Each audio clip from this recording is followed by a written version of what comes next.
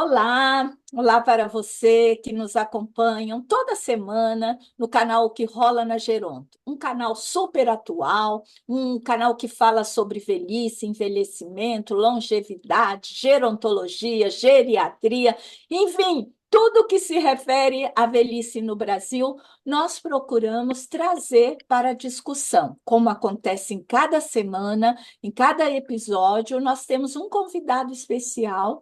E hoje nós temos o prazer de receber o.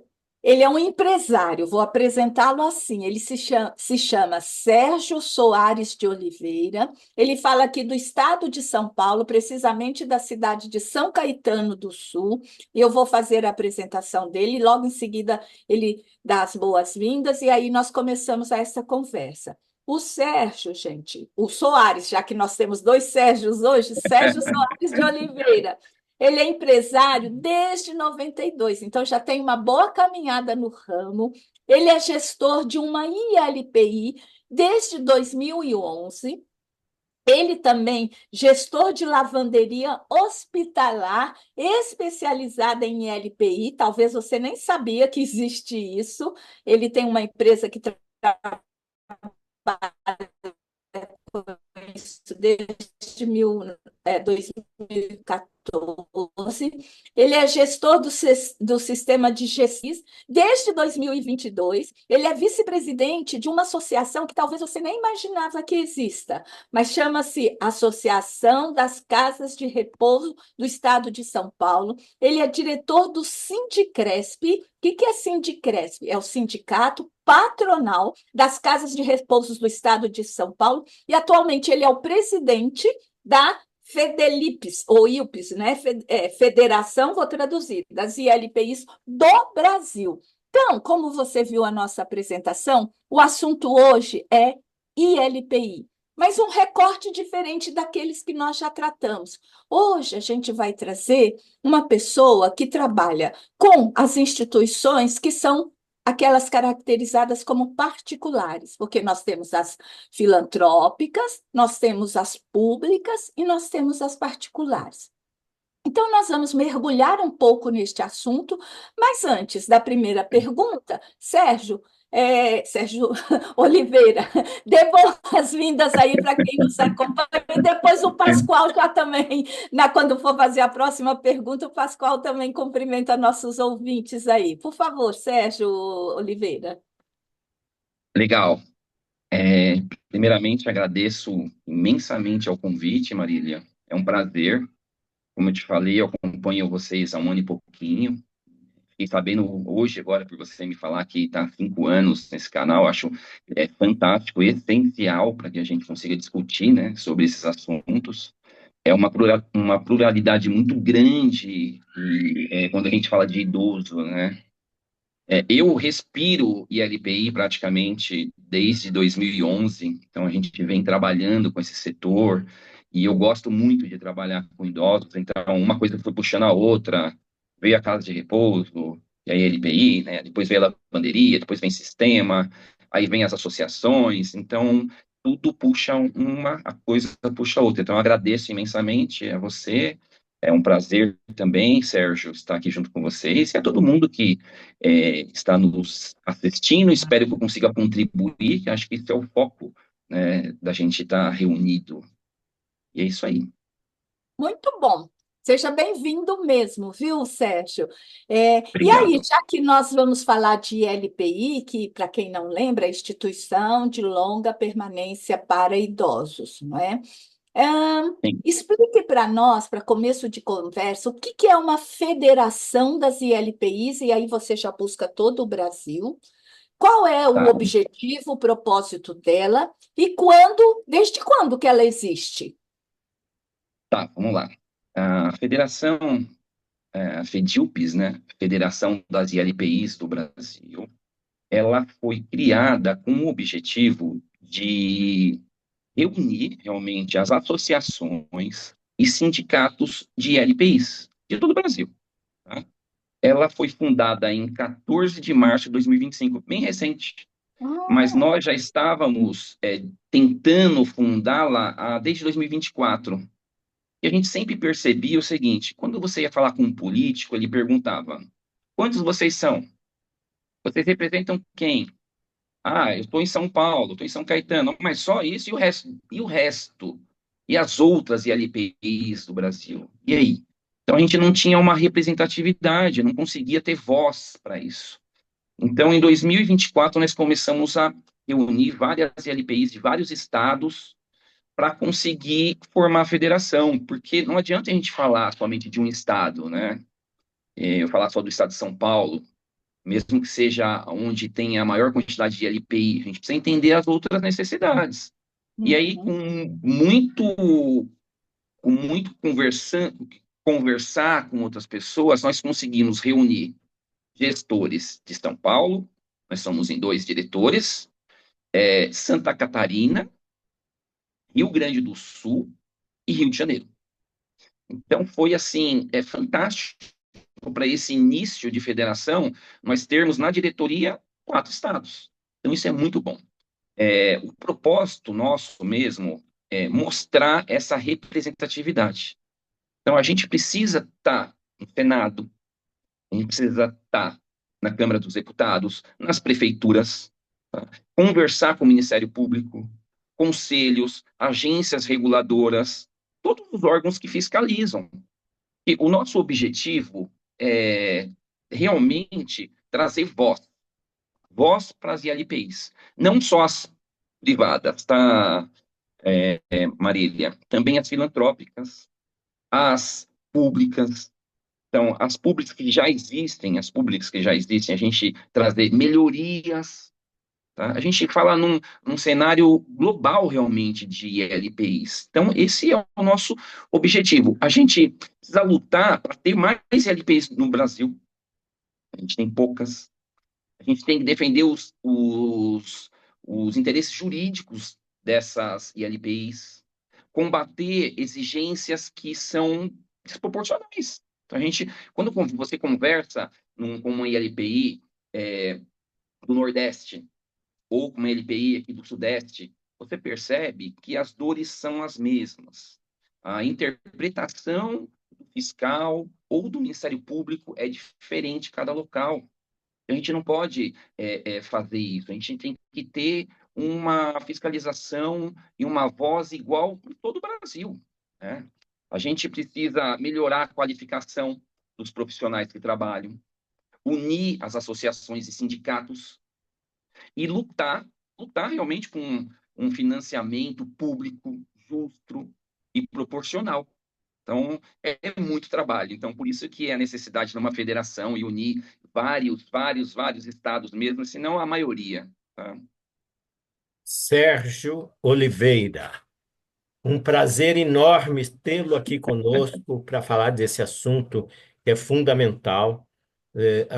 Os idosos, os velhos que não têm família, que não têm mais condição de se manter na sua própria casa, precisam ir para alguma instituição ou para algum lugar. E nem a família, hoje tão diferente, tão pequena, muitas vezes a maioria delas não consegue mais dar conta de cuidar de pessoas, né, mais velhas e que estão precisando de cuidados. E aí as instituições são fundamentais, são importantíssimas, importantíssimas. Mas você já nos explicou, eu queria que você falasse um pouquinho mais pelo seguinte: você já nos explicou que a Federação das ILPI do Brasil é uma entidade muito recente, mas vocês foram se organizando. Existem outras organizações regionais, etc., que congregam ILPIs neste país, ou atualmente é só a federação da qual você é presidente? Não, existem várias. E isso é muito bom. Cada vez precisa existir mais ainda. Então, é isso que a gente comenta. Tá? No Rio de Janeiro, nós temos a ILP, RJ, nós temos a NILP, nós temos em São Paulo a CRESP, nós temos o Sindicresp, nós temos a IUP Paraná, a IUP Rio Grande do Sul, nós temos também a Frente Nacional de Fortalecimento à ILPI, tem uma grande voz no Brasil que surgiu na época da pandemia e foi extremamente importante o surgimento da Frente Nacional para todo mundo. Foi aí que começou um início mais das pessoas perceberem a necessidade de você se organizar mesmo, tá? Nós temos o Cinebref, que é o Sindicato das Instituições Beneficentes Religiosas e Filantrópicas do Estado de Minas Gerais. E nós temos a BILP, que é a Associação Brasileira das Instituições de Longa Permanência de Idosos da Zona da Mata e Vertentes de Minas Gerais. Essas são as que eu conheço. E eu espero que existam muito mais. Espero que a gente Ô, consiga voz para todas elas. Sérgio, os vicentinos, eles formam uma entidade ou não? São Olha, vicentinos. eu não tenho essa informação. Eu sei que a gente tem vários vicentinos mesmo, mas eu não tenho esse conhecimento. Eu só conheço essas no momento. Tá O, certo. o Sérgio, nosso entrevistado, é, eu queria que você assim nos localizasse em relação a duas coisas. Tá. Até o censo 2022, a gente tinha, isso acho que a Ana Amélia Camarano, depois vem a Carla Giacomin, alguns pesquisadores do INPEA, né? Eles diziam que a gente teria, em nível de estimativa, 1% das pessoas idosas institucionalizadas no Brasil. Então, eu queria ver se você tem dados atuais sobre isso, que o censo revelou um pouquinho, e eu queria que você nos contasse, eu acho que agora sim não vai nos dar a amplitude do trabalho de vocês, Tá. quantas ILPIs particulares e filantrópicas, desculpe, o Brasil possui, se a federação fez isso e como vocês identificam que uma empresa, que uma instituição é uma ILPI, aquele cadastro nacional que quando eu conversei com você, você nos disse. Nós temos no Brasil um problema muito sério. Nós não sabemos, no nível oficial de serviço público, quantas são as ILPIs que nós temos. Então, eu queria que você nos atualizasse, dentro do trabalho de vocês, quantas são, para a gente entender isso e ver a dimensão e a importância do trabalho. Ah, legal. Então, a gente precisa entender, porque nós sempre somos colocados no mesmo balaio, né? O IBGE, quando ele criou os sinais de instituições que cuidam de idosos, determinou cinco. Só uma coisa, traduz para quem não conhece o que é o KNAS, né? É KNAS, é isso que você Sinais. falou? É Isso. o Cadastro Nacional, Nacional. tá, das empresas, pega aqui bem certinho para te passar, é a Classificação Nacional das Atividades Econômicas, Ok. PNAE, tá? PNAE. Então, isso, o IBGE, ele proporcionou essa classificação e fez uma separação bem distinta das instituições que cuidam de idosos, tá? Você vai ver lá, tem uma hierarquia, o grupo é 8711, 5, né? É um grupo, e o 01 é o subgrupo. Então, o 01, ele traz casas de repouso e outros nomes. O 02, ele traz ILPIs. O 03 e o 04, ele traz empresas de saúde que são convalescentes e também que cuidam de pessoas com câncer e HIV. E o 05 são os condomínios para idosos. Tá? Hum. Hoje nós só vamos falar do 01, 02 e o 05, tá? Eu tenho o número de todos, mas para não prolongar muito. Então, quando você vai visitar uma casa de repouso, às vezes ela é uma ILPI, mas está na placa casa de repouso, é diferente. Às vezes vai visitar uma ILPI, você achando que é uma ILPI, e ela é um condomínio para idosos. Então, eles trazem distinções, tá, entre eles. Então, números oficiais, tá? Como que a gente tem esses números? Nós cruzamos as informações da Receita Federal. Então, mensalmente, a gente pega as ILPIs que estão ativas, somente os quinais primários, porque quando você faz uma pesquisa na Receita, você tem o quinai primário e o secundário, e às vezes até o terciário lá, tem vários. Então, nós só estamos utilizando os primários, tá? Então, em números oficiais, de 8 de maio de 2025, 10.569 ILPIs, final 02, tá? Ativas. Ativas. 1.062 casas de repouso, KNAI 01. 292 condomínios para idosos, KNAI 05. Totalizando, se a gente somar todos, 11.923 empresas que cuidam de idosos, residências, né, onde os idosos estão ali ou só durante o dia, ou do dia à noite, mas é um número bem expressivo, né? Mas a gente precisa aumentar muito mais, esse número é muito pequeno ainda. E você tem ideia, porque o que a gente sabe das públicas, né, das filantrópicas, a média de idosos atendidos por ILPI, até vem da Anvisa mesmo, são 30. Esse número é real dentro de que vocês perceberam? Ou seja, nós estamos falando de 12 mil, arredondando, porque é 11.923 instituições onde pessoas idosas moram. E aí eu queria aproveitar, Sérgio, o Pascoal, se você quiser entrar também nessa provocação aqui, na seguinte forma, né? A gente definiu isso em 2006, que todo mundo que era, onde a gente não, a Anvisa definiu o que é uma ILPI, que é uma instituição de longa permanência para idosos, considerando como uma residência coletiva. Pelo que você falou, essas residências são coletivas. Aí a gente vai que tem lugar que é casa de repouso, no estado de São Paulo também tem isso, né? Então, assim, em síntese, a gente está falando de 11.923, só para a gente memorizar, 12 mil instituições onde pessoas idosas residem em sistema coletivo. Está correto isso? Correto, isso mesmo. Tá, tá bom. Satisfeita, Sérgio, Pascoal?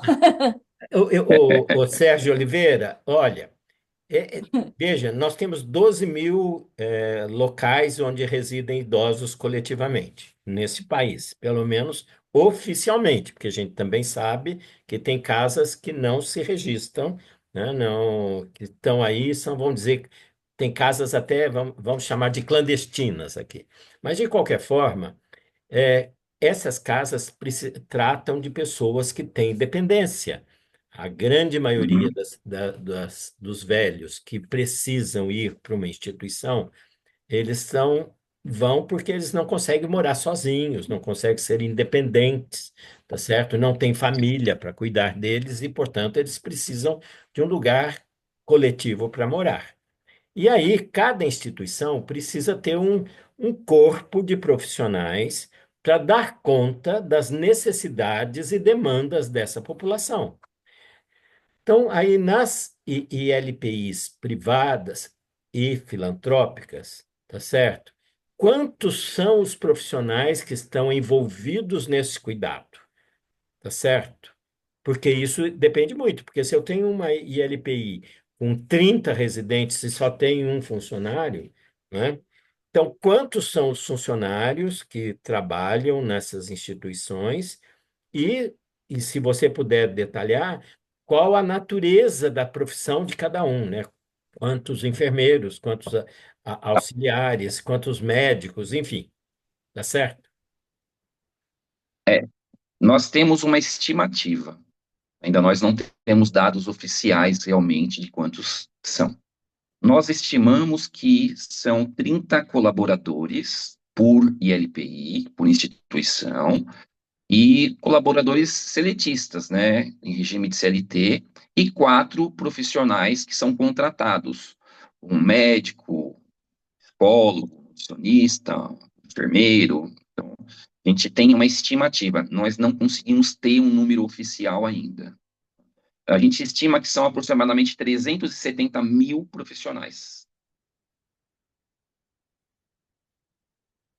Mas será que não era importante fazer um censo aí, Sim, vocês aí da federação, fazer um censo de profissionais? Porque, veja, que dependendo da demanda e da condição clínica de cada velho, cada idoso, cada idosa internado ou acolhido, vamos chamar acolhido, eu acho que é um termo mais adequado, acolhido pela instituição, ele vai ter uma necessidade de cuidados.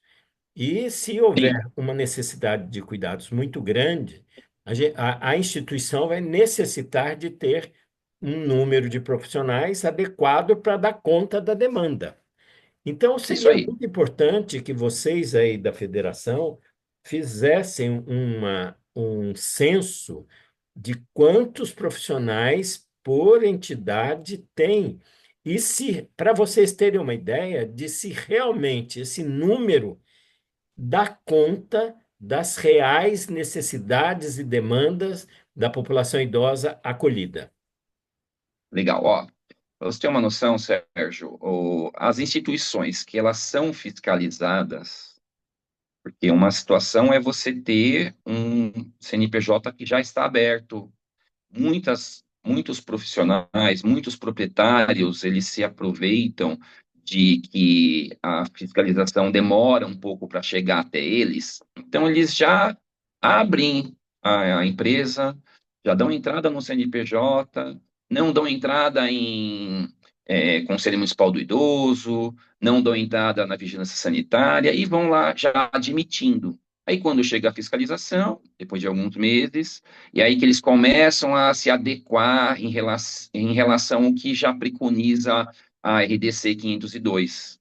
Então, na RDC, ela já tem lá um quantitativo de profissionais que você precisa ter. Então, ela classifica até o grau 3. Então, nós temos o grau 1, tá? Que é o residente totalmente orientado, mesmo que ele use bengala, cadeira de roda, que muleta ou ande sozinho. Ele é totalmente orientado, ele é um grau de dependência 1. O parcialmente orientado, então ele já tem uns traços de demência, mas ele ainda consegue ter uma autonomia, ele é considerado o residente grau 2. Então, para o grau 1, a cada 20 residentes que você tenha, você tem que ter um profissional. Para o grau 2, a cada 10 residentes que você tenha, você tem que ter um profissional de cuidados, além da faxina, cozinha, e se você tiver portaria. Então, nós estamos falando só de profissionais de cuidados, tá? Precisa ter um RT para ambos, tanto para o grau 1, grau 2 e o grau 3. O grau 3, para cada 6 residentes, grau 3, você precisa ter um profissional. Então, a gente percebe que as casas que elas são fiscalizadas, elas têm até mais profissional. Porque hoje em dia, pessoas que trabalham e realmente lidam com ética, elas sempre têm que ter um profissional de reserva. Porque existe muitas possibilidades de acontecer, né? A pessoa ficar doente, se o profissional ficar doente, faltar. Enfim, sempre é bom você ter pelo menos um a mais no plantão. A boa prática mostra isso. Mas a gente vai estar fazendo um levantamento, mesmo um censo, para entender. Por exemplo, o RT, numa LPI, ele só precisa ter o segundo grau completo. Não precisa ser um profissional de saúde, porque nós estamos falando de uma Não LPI. é nível Agora, numa casa, universitário, Sérgio? O RT nível precisa ser universitário. universitário. Você falou que é em segundo grau, Universitário, é nível universitário. isso mesmo, formação universitária. Ô, Tá? E Sérgio, aí ele precisa trabalhar 20 horas por dia, ô, 20 horas Sérgio, por semana. Sérgio, uma informação para quem não sabe, RT que você está chamando é o responsável técnico, que é Isso necessário que mesmo, tenha um responsável RT, porque tem gente que não, essa isso. linguagem não entende. Desculpa, né? É verdade. O responsável técnico, ele é responsável por controlar as medicações que chegam, escrever as medicações no livro de psicotrópico, coordenar toda a equipe de cuidados, ele é responsável pela documentação da instituição. Então, ele faz um serviço mais burocrático, realmente, da instituição. Ô Sérgio Oliveira, olha só, eu dei uma bisolhada aqui no censo 2022. Eu acho que é importante, o Pascoal também, Legal. a gente trazer esse Uhum. dado. Veja, o último censo 2022 contou no Brasil, naquele ano, 837 mil pessoas residindo em domicílios coletivos, Uhum. vírgula. Nesse coletivo, a maioria absoluta era penitenciária centro de detenção ou similar. Então, de 837 mil, 57%, ou seja, 479 mil pessoas, moravam em presídios, vamos falar no popular, os centros de certo. detenção. Aí, o segundo tipo, onde mais se residia em ambiente de moradia coletiva, eles classificaram aqui asilo ou outra instituição de longa permanência para idosos, dando um total de 161 mil pessoas, que quer Uhum. dizer 0,1% da população brasileira. Então, aquele 1% que a gente acreditava, o número foi inferior. Daí, Sérgio, que eu queria provocar vocês, que eu acho que esse censo que o Sérgio sugeriu, o Pascoal, agora, é extremamente importante, porque vocês vão dar um retrato das ILPIs brasileiras, porque eu me lembro que o Ministério do Desenvolvimento Social fez uma pesquisa, né, das públicas, das filantrópicas, mas a gente não sabe ao certo quantos idosos. Olha só, perguntas básicas: quantos idosos são, quantas instituições são e quantos profissionais trabalham nesses lugares. É O, só o uma Marília, introdução. e Uhum. mais uma coisa, e qual que é o grau de dependência dos Sim. Isso, idosos boa, acolhidos? Porque ótimo. Porque dependendo, como o próprio Sérgio Oliveira está falando, dependendo do grau de dependência, um, dois ou três, você Uhum, necessita ter mais profissionais para cuidar, uhum, porque a demanda, uhum. quanto maior a Boa, dependência, maior é a demanda, maior é a perfeito. necessidade de cuidados. Então, também ter uma noção de quantos são em grau de dependência seria uma informação fundamental para a Preciosa. sociedade brasileira e para os políticos que queiram, por exemplo, criar políticas públicas, investimento em LPIs, mesmo Uhum, filantrópicas e mesmo particulares, e por que não? uhum. Isso mesmo. A gente tem uma estimativa que menos que 20 residentes numa ILPI não fecha a conta para você se manter de pé, tá? Então, quem tem menos que 20 residentes ou que opera com uma casa menor que 20 residentes não consegue operar. Em cima disso, eu conheço muitas casas, principalmente na região, no Rio de Janeiro, elas trabalham com um número mínimo de 40 residentes. Então, por quê? Lá nós temos uma legislação estadual que exige profissionais de saúde, isso encarece muito o custo para a família ter estar dentro de uma instituição. Então, você tem que colocar muito mais pessoas para isso. Então, hoje, nós estimamos que nós estamos falando do universo de 30 residentes, em média, por instituição. Ok. Então, nós estamos falando aí de mais ou menos 350 mil residentes em ILPs. Não Acima temos do, números oficiais, então, não temos acima do números que o oficiais, IBGE contou. isso Olha mesmo, só, isso mesmo, bem acima. Porque muito. quando você entende, Marília, fica uma coisa bem difícil para a gente entender uma realidade. Se você tem uma Receita Federal e ele informa, olha, hoje abriu um KNAI de LPI. Por que que a gente demora, às vezes, meses ou anos para chegar até uma LPI que já está aberta há muito tempo, né? Uhum. Então, quando a gente, já aconteceu algumas vezes, do meu bairro, eu tinha LPI também na cidade de São Paulo, passar várias vezes na frente de uma LPI que não era uma LPI que era regulamentada em relação à fiscalização, conversar com o fiscal, poxa, aqui no bairro tem uma ou duas que a gente percebe que elas não são fiscalizadas por vocês. E o fiscal fala, mas a gente só pode chegar até essa instituição se tiver uma denúncia, ou se ela realmente solicitar o alvará de funcionamento. Então, é triste você escutar uma situação dessa, e realmente é o que acontece. Por isso que a gente tem desinformações. Você vai conversar com o Ministério Público, ele fala um número. Ah, eu tenho tantas privadas, eu tenho tantas públicas. E aí existe uma confusão também nas públicas. Hoje, no país, nós só temos em LPIs públicas, tá? Eu tenho esse número aqui para te falar. Nós só temos 57 ILPIs públicas, tá?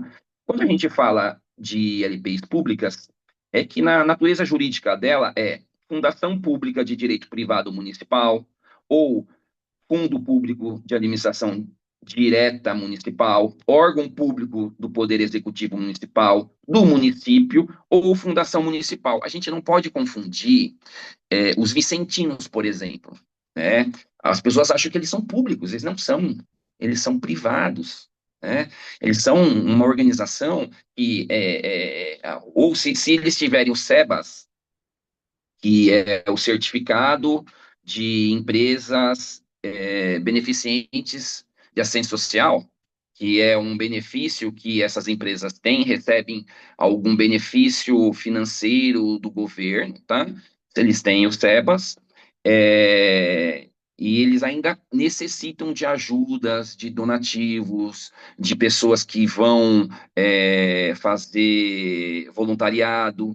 Então, a gente não pode confundir isso. Quando você vai no Ministério Público, na pasta do Ministério Público, ele coloca as filantrópicas como se fosse públicas, e está errado, né? Está errado. Então, nós temos só 57, no universo do tamanho do Brasil, 57 instituições públicas. É um absurdo, absurdo, sabe? Então, assim, a gente vive numa realidade onde a gente tem, se você pegar estados grandes, com populações grandes, você percebe que o número de LPIs são muito pequenas. Então, a gente vive uma realidade de instituições necessárias diferente das que a gente tem. Então, é bem triste isso quando você começa a ver esses números. Olha, com a sua conversa até agora, a gente já viu que esse assunto merece muito, muito avançar. E eu acho que a criação dessa federação, né, das ILPIs brasileiras, eu acho que você já falou para que o objetivo é dar visibilidade a um cenário que cada vez mais precisaremos. E falando nisso, dentro da sua prática, até que você já trabalha com isso há muito tempo, qual é o seu conceito ideal de uma instituição de longa permanência para idosos? Olha, e pela nossa população, tá, brasileira, que é uma população pobre, onde você tem 66% da população que ganha menos de R$ 3.000 de renda familiar, a gente precisa ter instituições que essas pessoas consigam pagar, ou que essas pessoas sejam subsidiadas, tá? Então, eu, por exemplo, eu entendo que a necessidade de uma instituição filantrópica é ter um rendimento, mas você analisa, quando você tem um salário mínimo, que normalmente essas instituições, elas cobram, né, 70% de um salário mínimo, e 30% fica com o residente, se você analisar, ele vai ficar com R$ 300 para ele comprar alguma coisinha, um shampoo, uma roupa. Esses residentes, eles nem deveriam ter esse salário absorvido. O governo deveria realmente pagar esse valor, porque é pouco para quem recebe, tá? A filantropia é muito pouco. Se você analisar R$ 40 por dia para você cuidar de um residente, isso quando a gente fala de porcentagem de salário mínimo. Quando você vê que a assistência social ganha R$ 77, quase, não chega nem a R$ 80 por mês, aí você vê que a conta fica ainda mais absurda. Então, eu entendo que o que é na minha concepção e na realidade que eu vivo uma ILPI, tá? E por que ela foi criada, né, em 2005?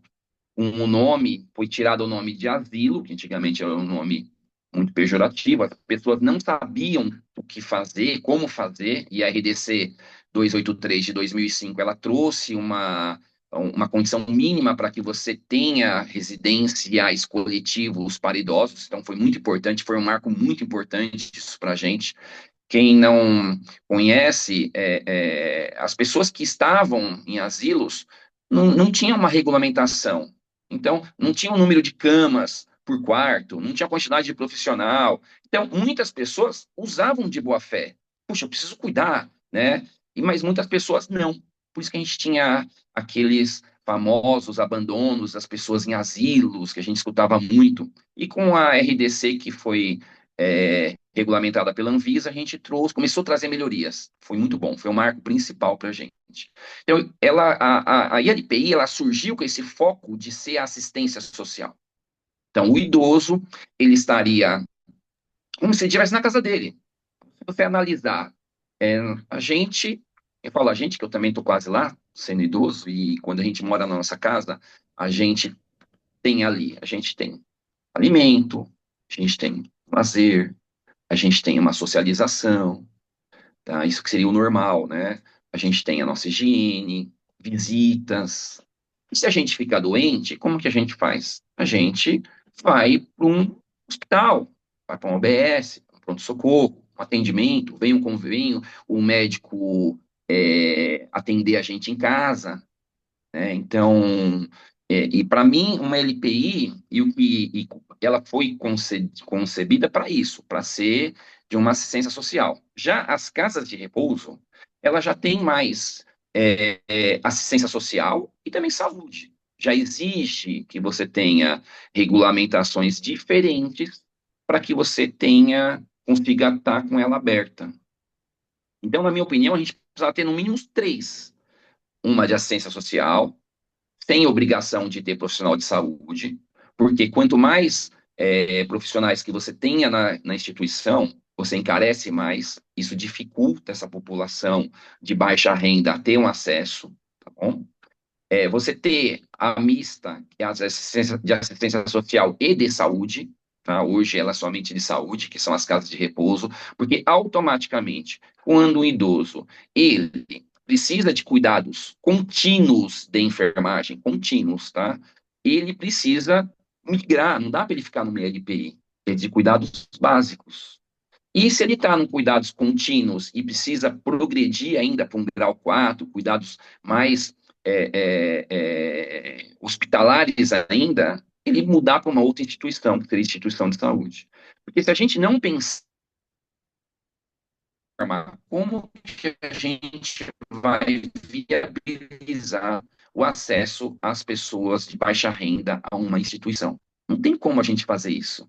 Para você ter uma noção, a Lei 8.842 de 94, que é a Lei da Política Nacional dos Idosos, no artigo 4, ela traz o seguinte: é vedada a permanência de portadores de doenças que necessitem de assistência médica ou de enfermagem permanente em instituições asilares de caráter social. Então, ali, por quê? Porque é do caráter social. Não é, você não precisa ter médico, você não precisa ter enfermeiro, você não precisa ter equipe de saúde, porque você precisa facilitar o acesso. E na RDC, ela prevê, né, como a gente já mencionou, que é um lar, é uma residência coletiva para idosos. Então, nenhuma ILPI, nenhuma ILPI, nenhuma casa de repouso são hospitais. Certo, Ninguém quer morar num hospital, né? Pode certo. falar. Ninguém, inclusive quem mora em casa. Isso mesmo. Nossa casa também não é hospital, tá certo? Isso aí. Mas Uhum. como que uma pessoa que não tem família, Tá. que precisa estar numa residência coletiva, e que à medida que ela vai envelhecendo, vai ficando, ela também vai tendo as suas necessidades de saúde. E ela, Sim, com então, vai ter certeza. de ir para um hospital? Isso que eu não estou entendendo. Quer dizer, como? É, E quer dizer que nós vamos ter de, ao invés de ter instituições, nós vamos ter de criar hospital para idoso, porque os idosos que estão nas casas de repouso ou nas ILPIs, quando tem uma necessidade de saúde, não pode mais ficar na instituição. Por exemplo, as de grau 3, as pessoas que vão demenciando, como é que faz? tá. Tem de ir Bom, para um hospital de hum, demenciados? Isso não existe, isso não é viável. Isso encarece ainda sim, mais o sistema. com certeza. Por isso que numa LPI você pode ter residentes com necessidade de saúde. O que que a gente acredita que é saúde? O que que a gente entende que é saúde, tá? Cuidados de saúde. É um residente que precisa estar com tráqueo, usa o tempo todo medicação através de injeção. Tá? Então, isso são cuidados de saúde.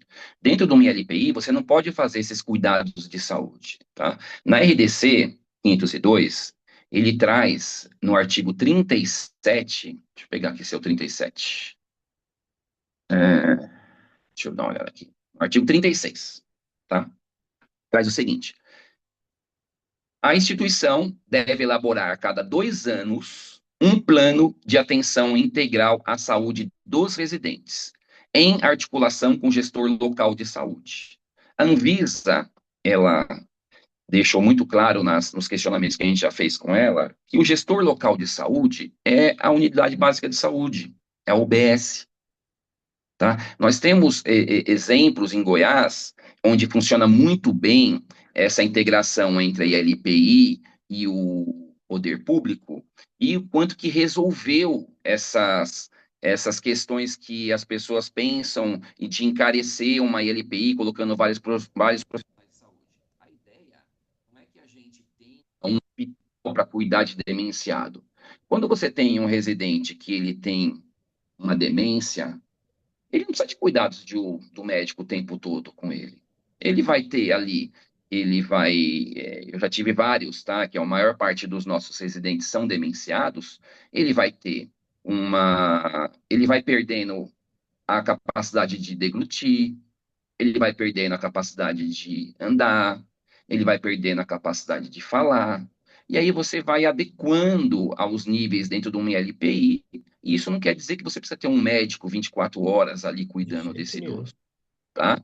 E aí, o residente, por exemplo, se ele está na sua casa e ele necessita de uma alimentação por sonda, porque a demência ou algum outro tipo de necessidade, o próprio familiar pode administrar e colocar essa medicação por sonda. Não tem problema. Então, inclusive, ele é orientado. Quando você sai muitas vezes do hospital, o nutricionista até ensina como você fazer uma dieta caseira para passar na sonda, tá? Sim, Então, isso é muito comum de inclusive, acontecer. por que não isso dentro de uma ILPI grau 3? Os Isso profissionais de mesmo. uma ILPI grau 3 também podem aprender a dar uma alimentação via gastrostomia, tá certo? Não Isso. endovenosa, isso tem de ser internado no hospital.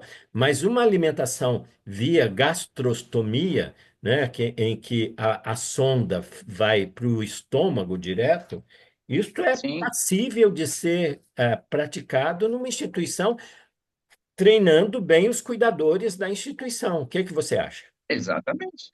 Exatamente. Hoje nós temos um manual do Ministério da Saúde que ele ensina toda a rotina que pode ser feita através de um cuidador. Então, muitas vezes, quando você fala assim, pois, mas o grau 3, pô, por exemplo, eu já tive grau 3 na minha instituição, que ele era totalmente orientado, mas como ele era totalmente dependente, ele é um grau 3. Tá? Então, assim, ele não necessita de cuidados de médico. Tá? Eu já tive grau 3 que ele usava aquela sonda para xixi, né? Então, simplesmente, um cuidador pode ir lá esvaziar. Então, você tem. É diferente de um residente que é grau 4 na minha opinião, que ele vive sob aparelhos, ele vive sobre outra necessidade, é outro treinamento de equipe. Então, a gente precisa separar muito bem o que é uma ILPI, o que, que uma LPI pode fazer conforme nós já temos em legislação, tá certo? Então, esse é o meu primeiro ponto. Segundo ponto, precisa de cuidados de saúde constantes, ele realmente vai ter que mudar. Cuidado de saúde constante medicação na veia, tomar injeção, aparelho para respirar. Não dá para ele ficar numa LPI, porque o conceito dela é outro. Então, vamos mudá-lo para uma casa de repouso, onde você já tem que ter saúde. Evoluiu muito mais ainda, você precisa de uma UTI, vamos mudar ele para uma instituição de saúde. Uma casa de repouso seria assistência social e saúde. Então, a gente vai conseguir migrar e separar bem inclusive financeiramente. Porque o idoso, ele, em certo momento, tá? Eu já tive casos de ter residente grau 3 que ele foi Alzheimer, demenciando, alimentação por sonda, posição fetal, e nunca precisou de nada de cuidado de saúde. E ele veio a falecer por conta da doença mesmo. Em nenhum momento ele precisaria. Mas eu já tive residentes que não poderiam ficar mais na minha instituição, que tiveram que ir para um local onde realmente precisava de mais cuidados de saúde. Não, Então, se a gente não fizer isso, a gente não vai conseguir ter uns cuidados adequados e com acessibilidade financeira para a nossa população, que é pobre. Ô, Sérgio Oliveira, eu queria só fazer um contraponto, que é o seguinte: todo Tá. mundo precisa de cuidado de saúde. Todo mundo, todos nós. Uhum. Né? Sim, Uns vão precisar de cuidados mais intensivos, outro de cuidados ocasionais, e tem o autocuidado e tem também o cuidado que a instituição vai fornecer, por exemplo, em alimentação adequada, como é que administra medicamentos, como é que faz para não dopar sim, os residentes para eles não incomodarem. Enfim, tem uma série de questões de cuidado, de saúde, que estão imbricadas, porque é ser humano. E sim, saúde é com o nosso certeza. bem mais importante. É o bem maior Sim. que a gente tem. Sem saúde, a gente não vive bem, tá certo? E até morre, Uhum. né? Então, as Sim. instituições, apesar de serem sociais, na maior, né, são moradias Uhum. coletivas, mas a saúde está imbricada. E o que eu vejo aqui no Brasil, infelizmente, é que há uma separação entre as instituições sociais das de saúde. Na verdade, a gente tem de se espelhar em alguns países em que essas instituições são sociossanitárias, em que saúde É, e assistência elas se imbricam no cuidado. E o Brasil está longe disto. O Brasil está devendo muito à população idosa que necessita de cuidados e não tem família e, portanto, precisa ser institucionalizada, a população, o Brasil está devendo sim. muito. Vou dizer, e não me importo de dizer, essa RDC da Anvisa é pequena, ela é insuficiente. A RDC, ela veio para trazer uma melhoria e melhorou muito os cuidados. Ela precisa ser atualizada? Com certeza, tá? Mas a gente precisa entender o seguinte, Sérgio, a saúde é dever do Estado. Sabe o que acontece nas instituições que são privadas? Isso é muito comum acontecer, e já aconteceu muitas vezes em São Caetano, de eu ter que brigar, envolver o Ministério Público, a gente só atende a duas, três ELPs filantrópicas que tem no município. Nelas eu posso mandar um médico toda semana, nela eu posso mandar um médico aplicar uma injeção, ou um enfermeiro, médico não, um enfermeiro aplicar uma injeção. Na filantrópica, eu posso, na que são sem fins lucrativos, eu posso ter um cuidado mais específico para o residente. É como se o residente que veio para uma instituição privada perdesse o direito dele de cidadão. Ele pagou a vida dele inteira imposto. Impostos, muitos impostos. Então, assim, nós temos 57 ILPs públicas no Brasil inteiro, e quando você precisa de um cuidado, já que o cidadão está tendo que pagar uma LPI privada, já que não tem a pública, ele não recebe o recurso. Então, Sérgio, a gente consegue muito bem estar dentro de uma LPI, sem saúde, tendo assistência de saúde do município, do estado.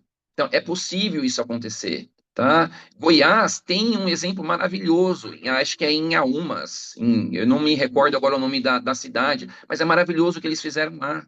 Então a gente tem exemplos positivos que a gente consegue ter acessibilidade para ILPIs, financeiramente para as pessoas, tá, de baixa renda, a nossa briga é essa. Tá? A gente tem muita coisa para melhorar realmente em relação à RDC, a gente tem muita coisa para melhorar em relação a treinamento de equipe. O Brasil ele está muito longe de estar preparado para ter os idosos que a gente vai ter em 20 anos. Nós estamos muito longe para isso.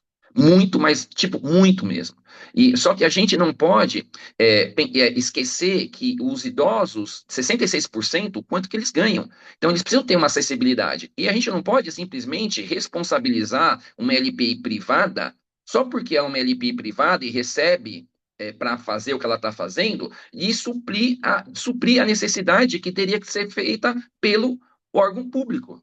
Não dá para você simplesmente exigir um monte de profissionais. Eu não sou contra a saúde no LPI, pelo contrário, eu sou totalmente a favor. Mas quem vai pagar? É o idoso, é a família do idoso. Então a gente tem condições de ter. Já existe na lei, tá? Existem leis, mas elas não são aplicadas. Da UBS fazer o atendimento. O atendimento tanto nas privadas, tá? Quanto já são feitos nas públicas. Então, assim, não dá para transferir essa responsabilidade. Então, a gente precisa discutir isso já. Eu não posso esperar daqui 20 anos para discutir isso, né? Então, a gente precisa entender quem está lá na ponta. Então, a gente começa a falar, não, mas no minha LPI preciso ter nutricionista, fisioterapeuta, psicólogo, assistente social, médico, enfermagem, técnico de enfermagem, auxiliar de enfermagem. Legal. Como? Como a gente paga isso? Então, é bem difícil. Então, essa discussão é muito importante, é muito necessária e é muito atual para a gente fazer. Ô, Marília, só uma coisa, eu concordo com você, Sérgio Oliveira, e digo mais, o SUS tem de discutir como ele pode dar Sim, suporte eficiente, adequado às necessidades de saúde das pessoas que estão acolhidas em instituições coletivas.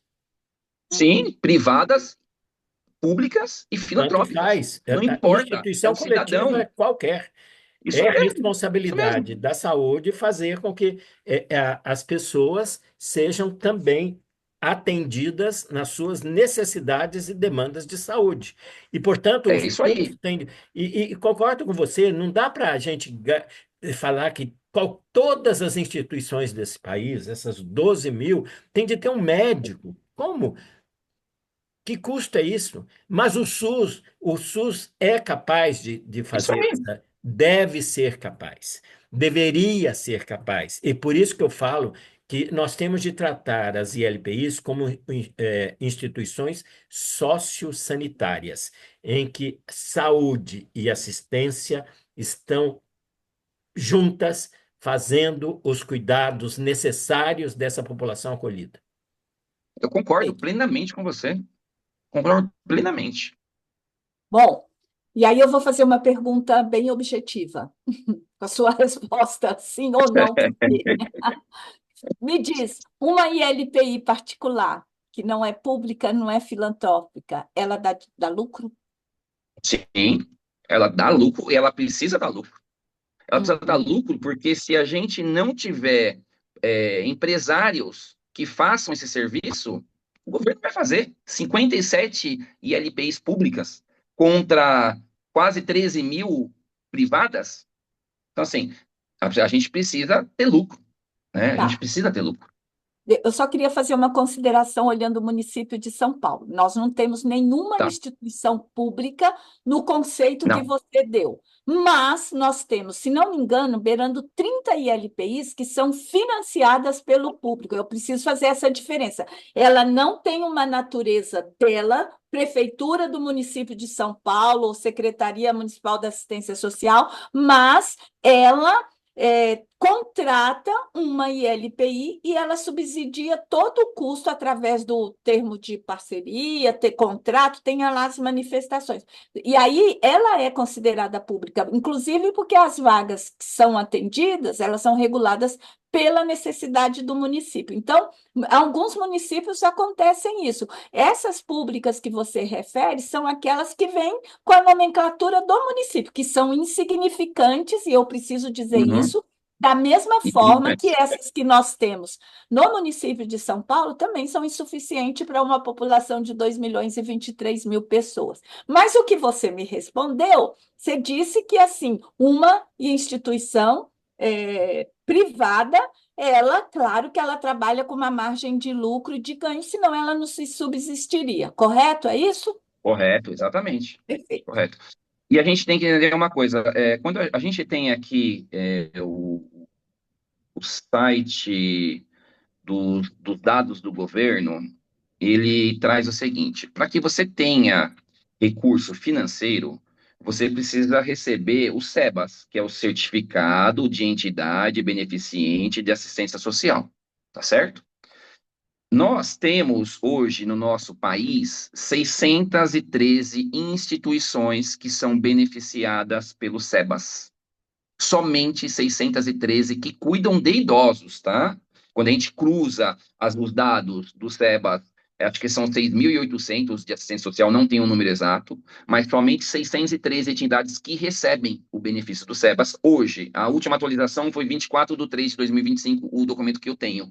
E a gente observa o seguinte, que das 613, 285 estão no estado de São Paulo, 175 em Belo Horizonte, 60 em Curitiba, 35 em Porto Alegre, 14 no Rio de Janeiro, 13 em Vitória.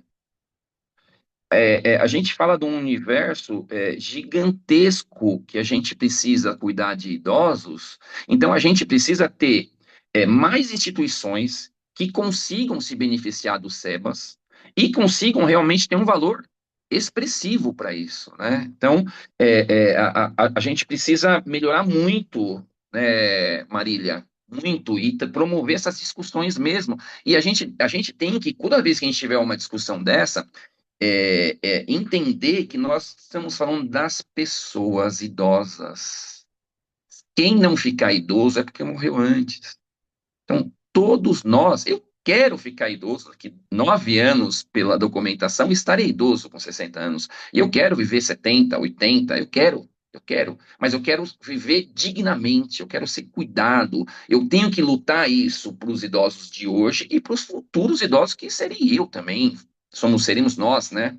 Então, a gente tem que deixar muito claro isso. E tem que abrir uma discussão com o ouvido aberto.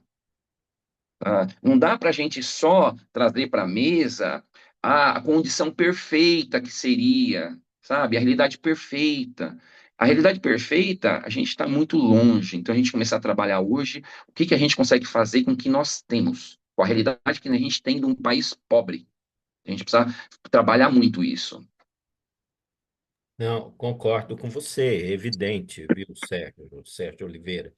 Isso é evidente, né? Mas o que está faltando também é uma, não só regulamentar, mas que o serviço público também vá até as casas e faça uma fiscalização melhor, né? Porque aí dessas suas 12 mil entidades aí, quantas têm realmente capacidade para cuidar de forma decente, eficiente, com dignidade da população acolhida, né? Então, vai Sim, ser, e isso eu acho que a federação tem de lutar muito para melhorar muito a qualidade das instituições que acolhem idosos neste país, né? A gente está cansado de ver, né, locais, e muitas vezes nem aparece nas estatísticas, porque eles abrem uma casa de repouso, chamada casa de repouso, sem nenhuma condição, só para pegar o dinheiro, tá certo? E acabam sendo aquilo que a gente chama de depósito de velho. Isto, vocês aí da federação têm de lutar muito para que a qualidade das instituições que estão na federação seja uma qualidade boa. A gente não pode se pautar por um padrão de primeiro mundo, de uma casa que vai ser excelente, que custa 15 mil por mês. Não é isso, não. Eu acho, mas tem de ter pelo menos dignidade, como você mesmo está falando, sim, né? concordo. A gente já tem feito muito, vou chamar Pascoal. Pascoal, a gente já tem feito muito, tá?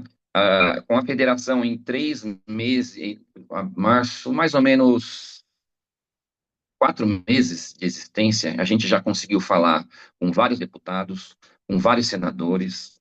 Nós já conseguimos bloquear alguns PLs que não iam ser bons para populações. Nós estamos trabalhando em outros 216 projetos de lei que estão na Câmara dos Deputados. A maior parte deles não é bom, porque as pessoas estão fazendo leis sem ter uma noção do que é uma LPI, do que é lá na ponta. Então, assim, não dá para vocês fazendo lei e entendendo, ó, tem uma lei que tem que colocar enfermeiro 24 horas dentro de uma LPI. Quem vai pagar? Você entendeu? Então, assim, não dá para a gente fazer. A gente precisa entender a realidade do país. Fazer lei é maravilhoso, tá? A gente tem várias leis que a gente não consegue, como o Paim falou, eu vi a entrevista dele.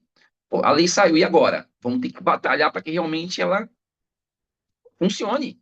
Então, isso acontece no país, é muito comum, faz lei, sanciona, todo mundo vai, mostra, faz campanha, mas e aí?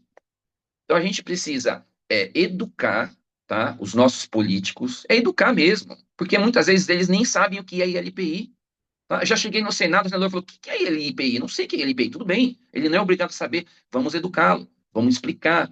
Os deputados também não conhecem. As pessoas precisam conhecer o universo da pessoa idosa.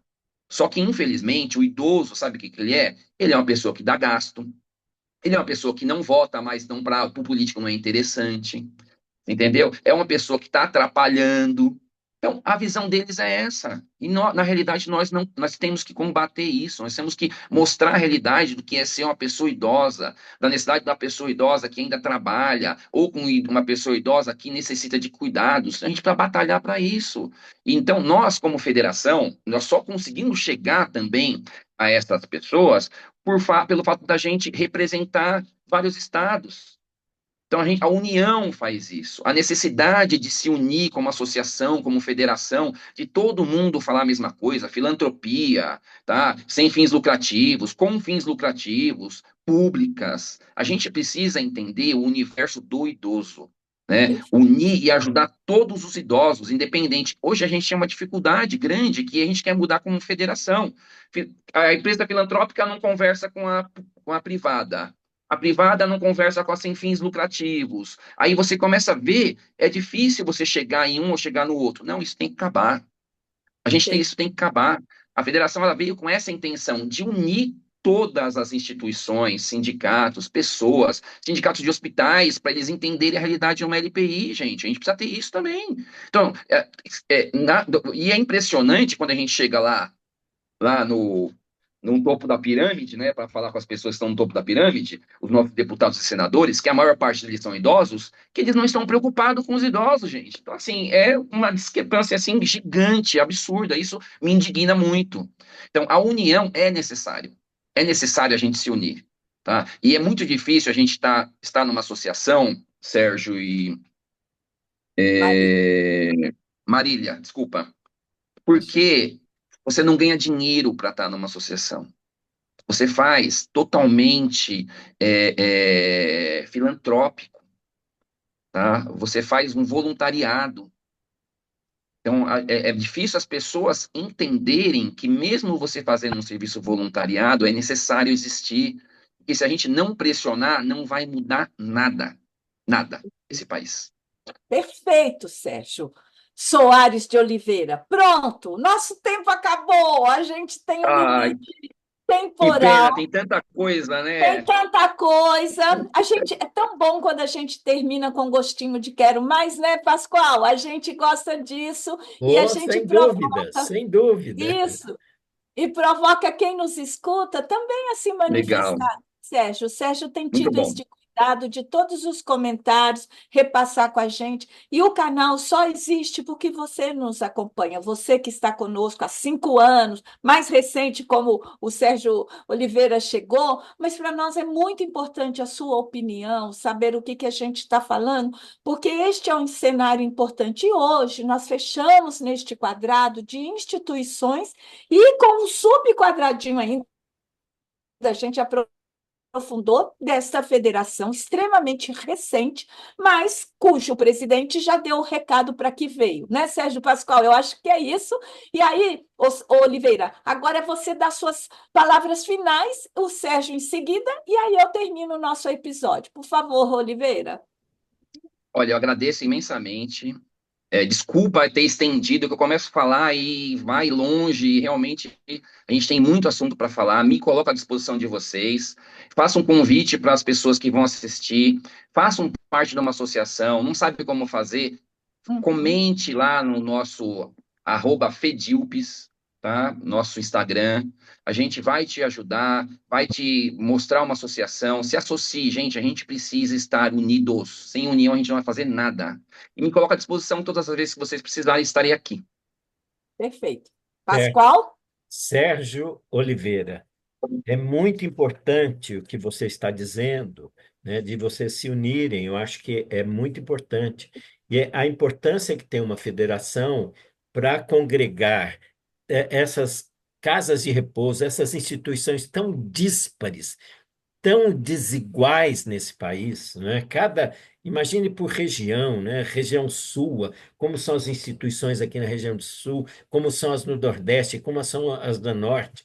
E isto é uma tarefa hercúlea para a federação, mas eu queria conclamar a você, Sérgio Oliveira, que é o presidente aí da Federação Nacional aí das ILPIs, para que vocês trilhem um caminho de melhorar a qualidade Uhum, das ILPIs deste país, para que os idosos acolhidos nas instituições uhum, tenham o que você mesmo chamou, e eu concordo, tenham uma vida digna. uhum. É Muito isso. obrigado, Sérgio Oliveira. Muito obrigado. E o Podem meu contar comigo. Oh, que bom! E o meu muito obrigada a você que nos acompanha. Como sempre falamos, ajude-nos a divulgar o canal que rola na Geronto e para seus amigos, para seus alunos, para seus colegas de trabalho, porque este é o nosso propósito: servir a gerontologia brasileira, servir a geriatria brasileira. Afinal de contas, o presente e o futuro do Brasil é a velhice. E se você um dia for morar numa instituição, assim como eu penso que poderei ter essa necessidade, que seja um lugar digno, onde que eu possa ser feliz, onde que minhas escolhas possam ser respeitadas e onde que eu possa ser tratada com dignidade. Tá bom, queridos? Muito obrigada. Até a próxima, canal que rola na Geronto. Bye, bye. Bye, bye. Obrigado, Sérgio. Até mais, obrigado.